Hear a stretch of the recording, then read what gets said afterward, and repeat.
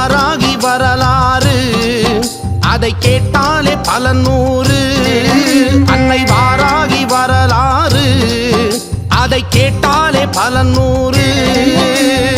ஆத்தாடி உடல் சிலிர்க்கும் இந்த பூலோகம் மதிமயங்கும் அவ கருணை விழி பார்வையினால் காரியம் கை கூடும்.